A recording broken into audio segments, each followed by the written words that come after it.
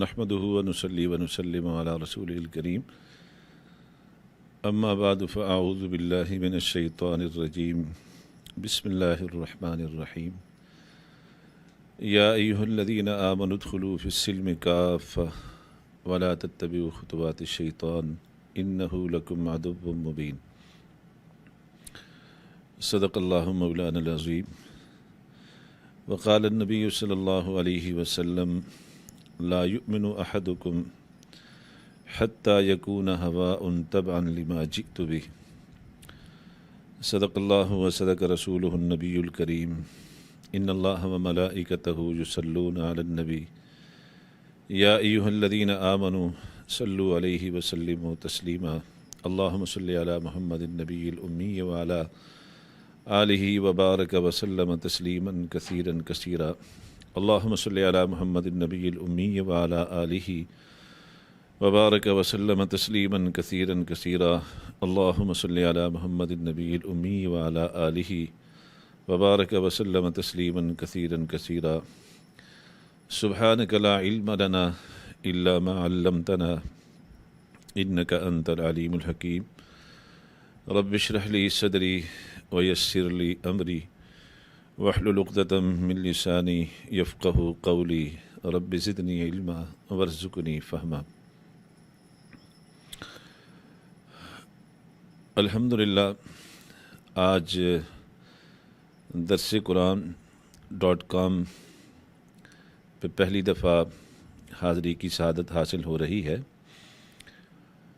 نام تو اس کا برسوں سے سنتے بھی چلے آ رہے ہیں اور اس کے مختلف جو پروگرامات ہیں ان کو بھی متعدد مرتبہ دیکھنے کا موقع ملا اور بڑی خوشی ہوتی تھی کہ ہمارے برادر مکرم پیکر اخلاص و محبت جامع المحاسن والکمالات بھائی شفیق اجمل صاحب زید مجدہم ایک بہت ہی اچھا خوبصورت اور منظم کام کر رہے ہیں۔ اس وقت اسلام کے خلاف چونکہ چومکھی لڑائی ہے جو لڑی جا رہی ہے، لیکن دو محاذ ایسے ہیں جن محاذوں پہ اسلام کو ٹارگٹ کیا جا رہا ہے، خصوصاً ایک عسکری محاذ ہے، پوری دنیا کے کفر کا ایک کولیشن ہے، ایک اتحاد ہے جس کو نیٹو فورسز کہا جاتا ہے یا ایساف فورسز کہا جاتا ہے۔ ان کی مہم جوئی اسلام کے عسکری محاذ پر ہے۔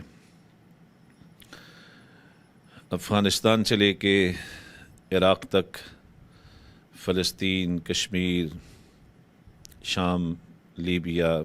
یمن، کہیں بلا واسطہ اور کہیں بالواسطہ اسلام اور مسلمانوں کے خلاف کفر اور باطل کی یلغار ہے، اور یہ یلغار عسکری میدان کے اندر ہے۔ دوسرا جو میدان ہے وہ نظریاتی میدان ہے۔ عسکری یلغار کے ذریعے سے وہ اسلام اور مسلمانوں کا جغرافیہ تبدیل کرنا چاہتے ہیں، اور نظریاتی میدان میں وہ حملہ کر کے مسلمانوں کی جو نظریاتی سرحدات ہیں وہ ان کو ڈیمیج کرنا چاہتے ہیں۔ ان نظریاتی سرحدوں پہ حملہ کرنے کے لیے جس چیز کو انہوں نے بطور ہتھیار کے استعمال کرنا شروع کیا وہ تھا الیکٹرانک میڈیا۔ اس الیکٹرانک میڈیا کے بعد پھر سوشل میڈیا آ گیا جو الیکٹرانک میڈیا سے بھی زیادہ فاسٹ ہو گیا۔ پوری دنیا کا جو الیکٹرانک میڈیا ہے اس کے 97% جو شیئرز ہیں وہ یہود کے پاس ہیں، جو اسلام کے بدترین دشمن ہیں، جن کو بدترین دشمن قرآن کریم نے ڈکلیئر کیا ہے۔ لَتَجِدَنَّ أَشَدَّ النَّاسِ عَدَاوَةً لِلَّذِينَ آمَنُوا الْيَهُودَ وَالَّذِينَ أَشْرَكُوا، کہ ایمان والوں کے سب سے بدترین دشمن، نمبر 1 دشمن یہودی ہیں، اور پھر اس کے بعد مشرکین ہیں۔ پوری دنیا کا جو الیکٹرانک میڈیا ہے اس میں 97% شیئر ان بدترین دشمنوں کے ہیں۔ چنانچہ آپ الیکٹرانک میڈیا کی اگر بیک ہسٹری کو دیکھیں تو آپ کو پتہ چلے گا کہ اسلام کے خلاف اگر ایک طرف عسکری مہم جوئی ہو رہی ہوتی ہے تو رائے عامہ کو ہموار کرنے کے لیے اسلام کے خلاف جو پروپیگنڈا کیا جاتا ہے وہ الیکٹرانک میڈیا کے تھرو کیا جاتا ہے، اور اس کا خاص ہدف اسلامی مسلمات اور اسلامی جو نظریات ہیں وہ ہیں، اور اسلام کے خلاف ایسا زہریلا اور منفی پروپیگنڈا کرنا، مسلمانوں کے خلاف ایسا زہریلا اور منفی پروپیگنڈا کرنا کہ جس کے ذریعے سے پوری دنیا کے اندر مسلمانوں کو اور اسلام کو بدنام کرنے کا کوئی موقع بھی وہ اپنے ہاتھ سے نہیں جانے دیتے تھے، اور آج تک یہ تسلسل کے ساتھ یہ کاروائیاں جاری ہیں۔ اگر کسی جگہ مسلمانوں کی طرف سے کوئی خدا نخواستہ کوئی ایسا انسیڈنٹ ہو گیا کہ جو بظاہر لگتا تھا کہ ٹھیک نہیں ہے، تو اس کو یہ بڑا پروپیگیٹ کرتے ہیں، اس کو بڑا ہائی لائٹ کرتے ہیں، اور پھر اس کے ذریعے سے اسلام کی شکل کو مسخ کرنے کی کوشش کرتے ہیں۔ اس میں بہت سارے واقعات ایسے بھی وقوع پذیر ہوتے رہے کہ جن کا حقیقت سے کوئی تعلق نہیں تھا، جن کا پیش منظر کچھ تھا اور پس منظر کچھ تھا، جن کا ٹائٹل کچھ تھا اور بیک گراؤنڈ کے اندر کچھ اور چل رہا تھا۔ ایسے بھی بہت سارے واقعات ہوئے، لیکن چونکہ ان کے اوپر ایک بڑی پری پلاننگ کے ساتھ مذہبی ایشو کا ٹائٹل لگا کے اس کو ہائی لائٹ کیا جاتا تھا، اور اس کو بیس بنا کے پوری دنیا میں مسلمانوں کو بھی بدنام کیا جاتا تھا، مسلمانوں کے خلاف بھی پروپیگنڈا کیا جاتا تھا، اور اس آڑ کے اندر بہت ساری جو اسلامی مسلمات ہیں، اسلامی جو نظریات ہیں، ان کو بھی ٹارگٹ کیا جاتا تھا۔ جیسے حال ہی کے اندر سیالکوٹ کے اندر ایک بڑا دل خراش واقعہ پیش آیا۔ اس واقعے کے اندر ایک فارنر کو، سری لنکن کو، کچھ شدت پسند نوجوانوں نے توہین رسالت کے جرم میں انتہائی بربریت کا مظاہرہ کرتے ہوئے، انتہائی درندگی کا مظاہرہ کرتے ہوئے جو کچھ کیا وہ اس وقت سب کے سامنے ہے۔ قطع نظر اس بات کے کہ وہ کون لوگ تھے، اس کی تحقیق کرنے کی بھی زحمت نہیں کی گئی، اور اس کو اسلامی جو ایک اسکول آف تھاٹ ہے یا اسلامک ایک نظریہ ہے، اس کے تناظر میں لے کر پورے اسلام کو اور پوری امت مسلمہ کو اور بالخصوص پاکستانی مسلمانوں کو ٹارگٹ کیا گیا، اور پوری دنیا میں اس کی وجہ سے پاکستان کو اور مسلمانوں کو بدنام کرنے کی مذموم کوشش کی گئی، جو ابھی تک جاری ہے۔ اسلام اگرچہ اس چیز کی اجازت نہیں دیتا، جو کچھ بھی سیالکوٹ کے وقوع میں ہوا، اسلام قطعاً اس کی اجازت نہیں دیتا۔ اسلام تو بہت اوپر کی چیز ہے، یہ چیز تو انسانیت کے بھی خلاف ہے۔ سب سے پہلی بات تو یہ ہے کہ کسی مجرم کے اوپر کسی بھی قسم کی جو سزا ہے اس کی امپلیمنٹیشن، اس کا اختیار کسی فرد کے پاس نہیں ہے، کوئی فرد اس کا مجاز نہیں ہے، بلکہ کسی بھی جرم کی جو سزا ہے اس کی امپلیمنٹیشن کا اختیار صرف اور صرف ریاست کے پاس ہے، اسٹیٹ کے پاس ہے۔ خدا نخواستہ اگر کسی نے توہین رسالت کی ہے تو اس میں تو کوئی دو آرا نہیں ہے کہ توہین رسالت کرنے والا واجب القتل ہے، لیکن اس کو قتل کون کرے گا، یہ قتل کی سزا کا نفاذ کون کرے گا،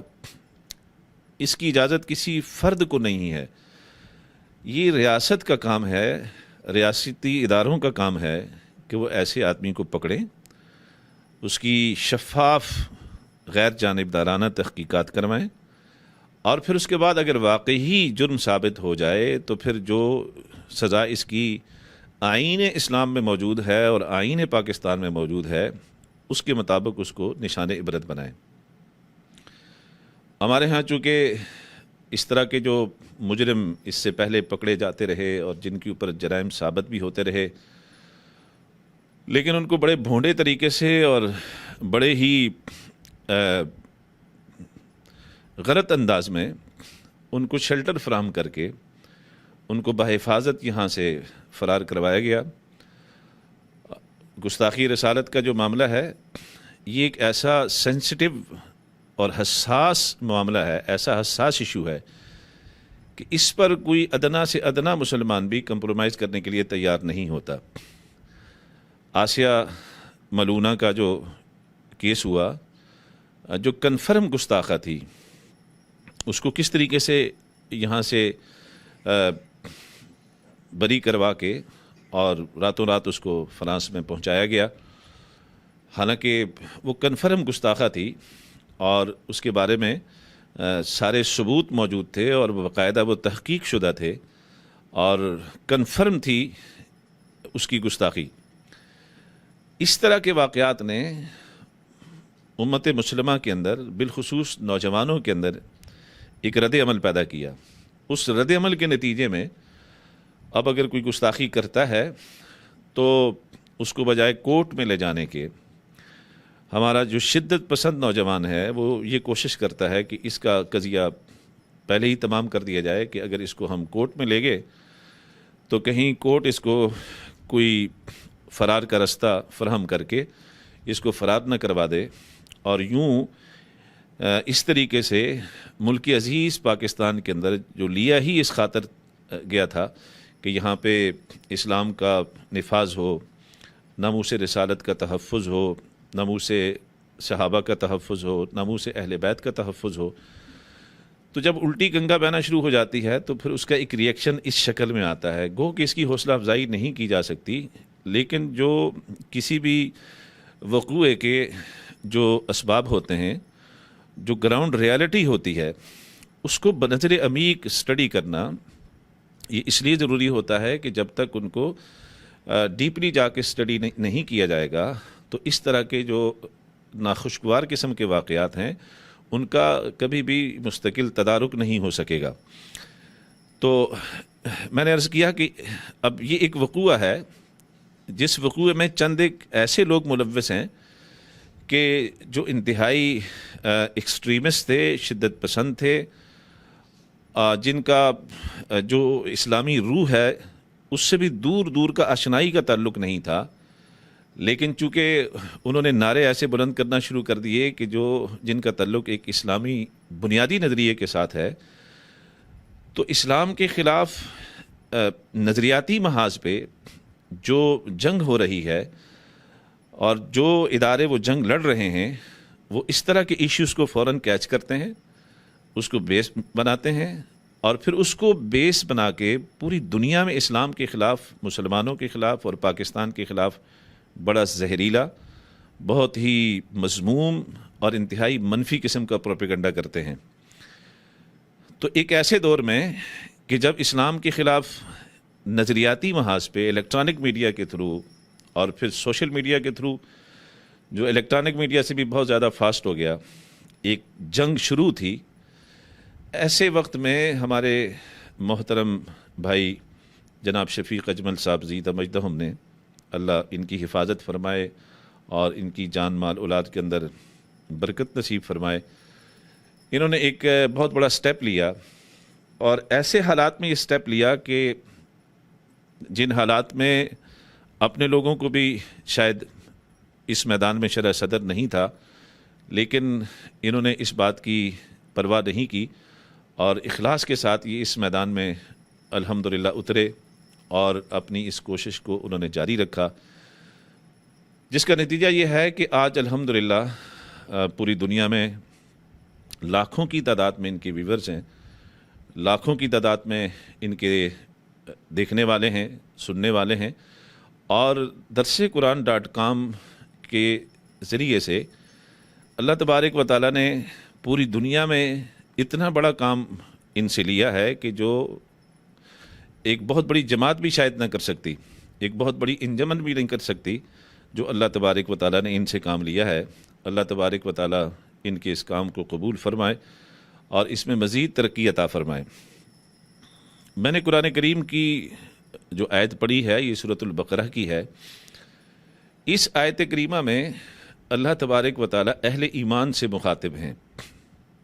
اور یہ قرآن کریم کا خطاب خاص کہلاتا ہے۔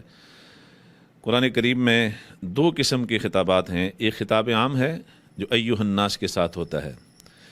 اور ایک خطاب خاص ہے جو یا ایھا الذین آمنوا کے ساتھ ہوتا ہے۔ 80 سے زائد مقامات ہیں قرآن کریم میں جہاں اللہ رب العزت اہل ایمان سے مخاطب ہوتے ہیں۔ انہی مقامات میں سے ایک مقام یہ بھی ہے، یا ایھا الذین آمنوا ادخلوا فی السلم کافہ، اے ایمان والو تم اسلام میں پورے پورے داخل ہو جاؤ۔ یعنی اہل ایمان سے اللہ مخاطب ہیں، تو تم نے سچے دل کے ساتھ کلمہ پڑھ لیا، تصدیق قلبی بھی پائی جا رہی ہے اور اقرار باللسان بھی پایا جا رہا ہے اور عمل بالجوارح بھی ہو رہا ہے، لیکن تم یہ نہ سمجھنا کہ بس اسی پر اکتفا کر کے تم بیٹھ جاؤ اور تم یہ سمجھو کہ ہم نے پورے اسلام پہ عمل کر لیا ہے، بلکہ ان کو اللہ تبارک و تعالیٰ مخاطب ہیں، مجھے مخاطب ہیں، اور قیامت تک آنے والے جتنے بھی اہل ایمان ہیں اللہ ان سے مخاطب ہیں، اور مخاطب ہو کے اللہ ان کو فرما رہے ہیں کہ ادخلوا فی السلم کافہ، تم پورے پورے اسلام میں داخل ہو جاؤ۔ ایک دوسرے مقام پہ اللہ تبارک و تعالیٰ فرماتے ہیں یا ایھا الذین آمنوا، اے ایمان والو، آمنو تم ایمان لے آؤ۔ آمنو ماضی کا سیغہ، آمنو امر کا سیغہ، اے ایمان والو آمنو تم ایمان لے آؤ۔ یہاں کہا جا رہا ہے اے ایمان والو تم ادخلوا فی السلم کافہ، پورے پورے اسلام میں داخل ہو جاؤ۔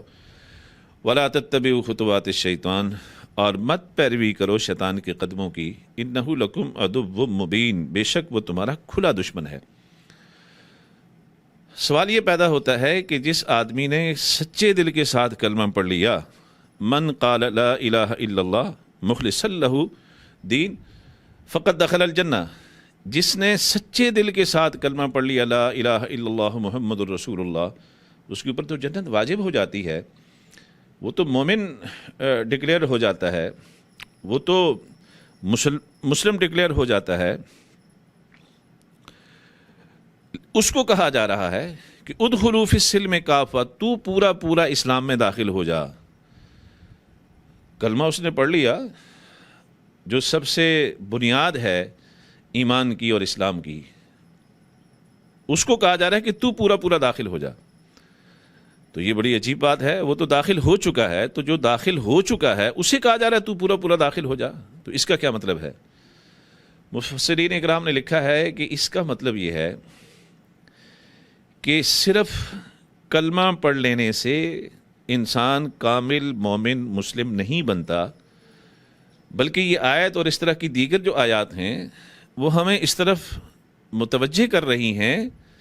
کہ کلمہ پڑھ لینے کے بعد اسلام کا ایک بہت بڑا کوئی حصہ ہے، جس حصے کو جب تک اپنی زندگی کے اندر امپلیمنٹ نہیں کرو گے اس وقت تک کبھی بھی تم کامل مومن مسلم کہلانے کے سزاوار نہیں ٹھہر سکو گے۔ جب تک اس پورے کے پورے اسلام کو اپنی زندگی میں داخل نہیں کرو گے، اپنی پوری زندگی اس اسلام کے مطابق گزارنے کی مکمل سعی نہیں کرو گے، اس وقت تک تم کامل مومن مسلم کہلانے کے سزاوار نہیں ٹھہرو گے۔ اب وہ کامل اسلام کیا ہے جس کی طرف یہ آیت ہمیں متوجہ کر رہی ہے؟ مفسرین اکرام فرماتے ہیں کہ کامل اسلام 5 شعبوں پر مشتمل ہے۔ سب سے پہلا شعبہ ہے عقائد کا، دوسرا شعبہ ہے عبادات کا، تیسرا شعبہ ہے معاملات کا، چوتھا شعبہ ہے اخلاقیات کا، اور 5واں شعبہ ہے معاشرت کا۔ سب سے پہلا شعبہ ہے عقائد کا۔ جس وقت انسان کلمہ پڑھ لیتا ہے لا الہ الا اللہ محمد الرسول اللہ، تو یہ ایک گیٹ وے ہے، ایک دروازہ ہے جس کے ذریعے سے انسان اسلام میں داخل ہوتا ہے۔ اس دروازے سے اسلام کی عمارت میں داخل ہوتا ہے۔ اس عمارت کی جو بنیاد ہے وہ عقائد کے اوپر ہے، اور عقائد کا جو شعبہ ہے اس کی بنیاد دو عقیدوں کے اوپر ہے. نمبر ایک عقیدہ توحید اور نمبر دو عقیدہ رسالت. جب آدمی کلمہ پڑھتا ہے لا الہ الا اللہ محمد الرسول اللہ، تو یہ کلمہ پڑھنے کے ساتھ ہی انسان جہاں ایک طرف ان دونوں عقائد کو تسلیم کرتا ہے کہ اللہ وحدہ لا شریک ہے، اس کی ذات میں بھی اس کا کوئی شریک نہیں، اور اس کی صفات مخصوصہ میں بھی اس کا کوئی شریک نہیں ہے، صفات الوہیت میں بھی اس کا کوئی شریک نہیں ہے، اور جناب نبی کریم صلی اللہ علیہ وسلم اللہ کے رسول ہیں، اور اس کے ساتھ ہی دوسرا ایک عقیدہ جڑا ہوا ہے کہ آپ خاتم النبیین ہیں، آپ آخری نبی ہیں. جہاں ایک طرف آدمی ان دونوں عقیدوں کے قبول کرنے کا اعلان کر رہا ہوتا ہے، وہاں ساتھ ہی اس کلمہ کے پڑھنے کے بالکل ساتھ ہی اللہ اور اس کے رسول کے ساتھ ایک کمٹمنٹ بھی کر رہا ہوتا ہے. اللہ اور اس کے رسول کے ساتھ ایک ایگریمنٹ بھی کر رہا ہوتا ہے کہ میں نے اللہ تبارک و تعالیٰ کو وحدہ لا شریک مانا، میں نے محمد رسول اللہ صلی اللہ علیہ وسلم کو رسول مانا، خاتم النبیین مانا. جہاں یہ دو عقیدے ہیں ان کے اظہار کا اظہار کر رہا ہوتا ہے، ان کا اعلان کر رہا ہوتا ہے تسلیم کرنے کا، وہاں ساتھ وہ یہ کمٹمنٹ کر رہا ہوتا ہے کہ یہ کلمہ پڑھ لینے کے بعد میری مرضی ختم، سماج کی مرضی ختم، سوسائٹی کی مرضی ختم، معاشرے کی مرضی ختم، برادری کی مرضی ختم، دنیا کی مرضی ختم. بلکہ جب میں نے یہ کلمہ پڑھ لیا تو کلمہ پڑھ لینے کے بعد میں یہ کمٹمنٹ کر رہا ہوں کہ آج کے بعد کی میری جتنی بھی زندگی ہے، خواہ وہ میری انفرادی زندگی ہو یا میری اجتماعی زندگی ہو، میری گھر کی زندگی ہو یا گھر سے باہر کی زندگی ہو، اس زندگی کا تعلق میری خوشی کے ساتھ ہو یا میری غمی کے ساتھ ہو، اس زندگی کا تعلق میری تجارت کے ساتھ ہو یا میری صنعت کے ساتھ ہو یا میری زراعت کے ساتھ ہو یا معاملات کے ساتھ ہو یا معاشرت کے ساتھ ہو یا اخلاقیات کے ساتھ ہو یا اس کا تعلق عبادات کے ساتھ ہو، وہ یہ ایگریمنٹ اور کمٹمنٹ کر رہا ہوتا ہے کہ آج کے بعد کی میری جتنی بھی زندگی ہے وہ زندگی لا الہ الا اللہ اور محمد الرسول اللہ کے تحت گزرے گی. میری زندگی میں آج کے بعد اگر رات چلے گا تو صرف اللہ کا، اور میری پوری زندگی کے اندر اگر رواج چلے گا تو جناب محمد رسول اللہ صلی اللہ علیہ وسلم کا چلے گا. وہ یہ کمٹمنٹ کر رہا ہوتا ہے اللہ اور اس کے رسول کے ساتھ کہ آج کے بعد میری جتنی بھی زندگی ہے، وہ انفرادی زندگی ہو میری یا اجتماعی زندگی ہو، وہ کاروبار کی لائن کی زندگی ہو یا محلے کی لائن کی زندگی ہو، مسجد کی لائن کی زندگی ہو یا صنعت و حرفت کی لائن کی زندگی ہو، تجارت کی لائن کی زندگی ہو، دیگر جتنے بھی معاملات ہیں ان معاملاتی دنیا کی زندگی ہو، میں کسی شعبے میں اور زندگی کے کسی موڑ پر اپنا کوئی قدم بھی اس وقت تک نہیں اٹھاؤں گا جب تک مجھے اس شعبے کے متعلق اللہ کے قانون کا پتہ نہ چل جائے اور جناب محمد رسول اللہ صلی اللہ علیہ وسلم کے طریقے کا پتہ نہ چل جائے. یہ کمٹمنٹ کر رہا ہوتا ہے. یہ کمٹمنٹ پوری زندگی کی تبدیلی کی کمٹمنٹ ہوتی ہے، پوری زندگی کو بدلنے کی کمٹمنٹ ہوتی ہے. دوسرے لفظوں میں کلمہ یہ صرف الفاظ کی ادائیگی کا نام نہیں ہے، یہ کوئی اتنے سادہ سے بول نہیں ہیں کہ جن کو انسان پڑھ لے اور پھر اس کے بعد اس بات کا دھیان نہ رکھے کہ میں نے تو کلمہ پڑھا اور کلمہ پڑھ لینے کے بعد مجھے یہ معلوم کرنا چاہیے کہ صرف کلمہ پڑھ لینے سے ہی کام چل جائے گا یا اس کے بعد بھی میں نے کچھ کرنا ہے. اگر صرف کلمہ پڑھ لینے سے کام چل جائے، صرف کلمہ پڑھ لینے ہی پر اکتفا کافی ہو اور کلمہ پڑھ لینا ہی کافی ہو، تو میرے خیال سے پھر یہ کلمہ تو مشرکین مکہ بھی پڑھ لیتے، پھر تو ابو جہل بھی پڑھ لیتا، ابو لہب بھی پڑھ لیتا. اللہ کے حبیب صلی اللہ علیہ وسلم نے صفا پہ چڑھ کے جب ان سب کو بلایا تھا تو اللہ کے نبی صلی اللہ علیہ وسلم نے ان کے سامنے یہ عرض فرمایا، آپ نے ارشاد فرمایا، ان سب کے سامنے آپ نے ارشاد فرمایا کہ میں نے اپنی پوری زندگی کا ایک بڑا حصہ تمہارے اندر گزارا ہے. لقد لبثت فیکم عمرا من قبلہ، تو تم نے مجھے هل وجدتمونی صادقا او کاذبا، تم نے مجھے سچا پایا جھوٹا پایا؟ قالوا جربنا لك مرارا ما رأينا فيك الا صدقا. سب نے بیک زبان کہا کہ ہم نے ایک دفعہ نہیں بلکہ زندگی میں 12 دفعہ آپ کو آزمایا لیکن ہم نے ہمیشہ آپ کو سچا پایا. آپ نے فرمایا اچھا تمہیں اتنا اعتماد ہے؟ اگر میں کہوں کہ اس پہاڑ کے پیچھے ایک لشکر ہے جو مسلح ہے، تمہارے اوپر حملہ آور ہونے کو ہے، تو تم میری بات پہ یقین کرو گے؟ انہوں نے کہا جی کیسے یقین نہیں کریں گے، جس زبان سے آج تک ہم نے کبھی کوئی غلط بات، خلاف واقعہ بات، کوئی جھوٹ نہیں سنا، اس زبان سے نکلے ہوئے بولوں پہ ہم کیسے یقین نہیں کریں گے؟ آپ نے فرمایا اچھا اگر تمہیں میرے اوپر اتنا اعتماد ہے، یقین ہے، تو قولوا لا الہ الا اللہ تفلحوا۔ آپ نے پورا کلمہ بھی نہیں پڑھنے کا انہیں کہا، کلمے کا پہلا حصہ کہا قولوا لا الہ الا اللہ تفلحوا، آپ لا الہ الا اللہ پڑھ لو، اسی میں تمہاری کامیابی ہے۔ اب یہ کلمے کے بول آپ کی زبان اقدس سے نکلنے تھے اور ان کے کانوں میں جا کے پڑھنے تھے کہ یک دم بگڑ گئے۔ ایک لمحہ پہلے جو اتنا بڑا اعتماد دے چکے تھے کہ ہماری آنکھیں دھوکہ کھا سکتی ہیں، ہمارا مشاہدہ غلط ہو سکتا ہے، لیکن آپ کی زبان اقدس سے نکلے ہوئے الفاظ کبھی بھی غلط نہیں ہو سکتے، وہ جھوٹ نہیں ہو سکتے۔ ایک لمحہ پہلے جنہوں نے اتنا بڑا اعتماد، اور اتنے بڑے اعتماد کا جن لوگوں نے اظہار کیا تھا، انہی قدموں پہ کھڑے کھڑے وہ باغی ہو گئے، وہ منکر ہوئے، وہ مخالف بنے، دشمنی پہ اتر آئے۔ اور سب سے پہلے جو شخص آگے بڑھا وہ حضور نبی کریم صلی اللہ علیہ وسلم کا چچا تھا ابو لہب، اور آگے بڑھ کے اس نے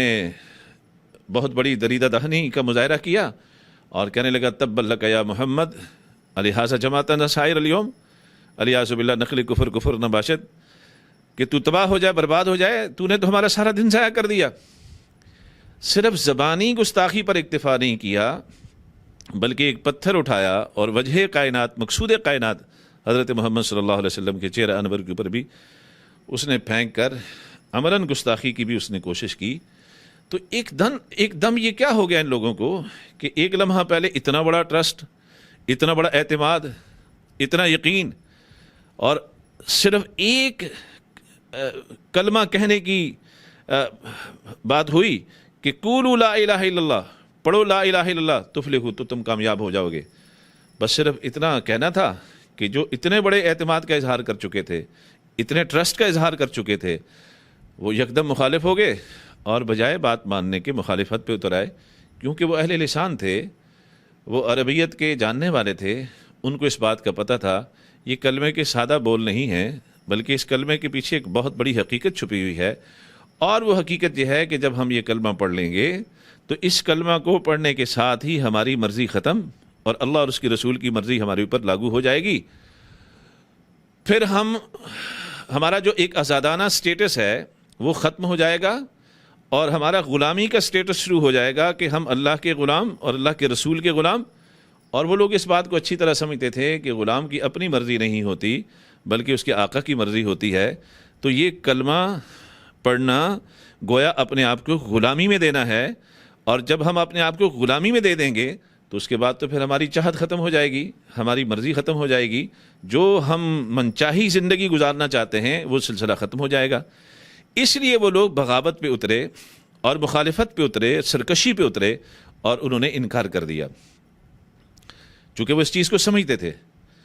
آج کا مسلمان کلمہ تو پڑھ رہا ہے لا الہ الا اللہ محمد الرسول اللہ، وہ یہ تو کہتا ہے کہ میں اللہ کو مانتا ہوں، وہ یہ تو کہتا ہے کہ میں محمد الرسول اللہ صلی اللہ علیہ وسلم کو مانتا ہوں، لیکن جس وقت وہ پریکٹیکل لائف میں جاتا ہے تو پریکٹیکل لائف میں جب اس کی کسی بات کے مقابلے میں، اس کے کسی عمل کے مقابلے میں اللہ اور اس کے رسول کا کوئی عمل آئے، اللہ اور اس کے رسول کی بات آئے، تو وہ اپنی بات کو پریفر کرتا ہے اور اللہ اور اس کے رسول کی بات کو نظر انداز کرتا ہے، اگنور کرتا ہے۔ گویا وہ اپنی زبان سے اللہ کو ماننے کا اعلان کر رہا ہوتا ہے، اللہ کے رسول کو ماننے کا اعلان کر رہا ہوتا ہے، لیکن پریکٹیکلی طور پہ وہ اللہ کی ماننے کو تیار نہیں ہوتا بلکہ اللہ کی ماننے سے انکاری ہوتا ہے، اور رسول اللہ کی ماننے سے انکاری ہوتا ہے۔ قولاً تو وہ کہہ رہا ہوتا ہے میں اللہ کو بھی مانتا ہوں، میں رسول اللہ کو بھی مانتا ہوں، لیکن جس وقت عملی زندگی کے اندر اس کے قول اور فعل میں ٹکراؤ آتا ہے کہ ایک طرف اس کا ذاتی قول ہے، ایک طرف اس کا ذاتی عمل ہے، اس کے مقابلے میں اللہ کا قول ہے، اللہ کا حکم ہے، اللہ کے رسول کا حکم ہے، اللہ کے رسول کا طریقہ ہے، وہ اس وقت باوجود ہے کہ وہ اعلان کر رہا ہوتا ہے وربلی کہ میں اللہ کو مانتا ہوں، اللہ کے رسول کو مانتا ہوں، لیکن وہ پریکٹیکلی اللہ کی بھی بغاوت کر رہا ہوتا ہے، رسول اللہ کی بھی بغاوت کر رہا ہوتا ہے. دوسرے لفظوں میں وہ اللہ کو تو مان رہا ہوتا ہے لیکن اللہ کی نہیں مان رہا ہوتا، رسول اللہ کو تو مان رہا ہوتا ہے، رسول اللہ کی نہیں مان رہا ہوتا.